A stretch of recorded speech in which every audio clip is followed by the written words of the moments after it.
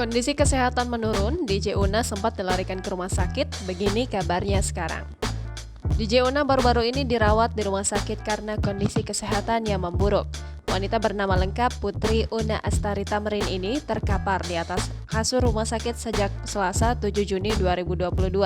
Sekarang DJ Una mengaku dirinya sudah membaik. Kabar DJ Una dirawat di rumah sakit pertama kali disebarkan melalui akun Instagram pribadi wanita berusia 34 tahun tersebut. Kala itu, DJ Una hanya bisa berbaring di atas kasur sambil ditemani kerabat dan teman dekat. Masih belum diketahui apa penyebab menurunnya kondisi kesehatan wanita tersebut.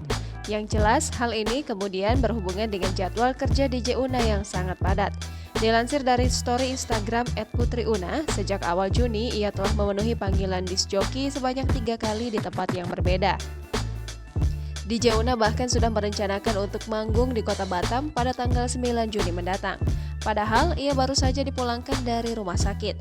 DJ Una mengaku doa dari teman dan penggemar membuatnya semakin semangat untuk bekerja. Jangan lupa subscribe, share, komen, dan like ya.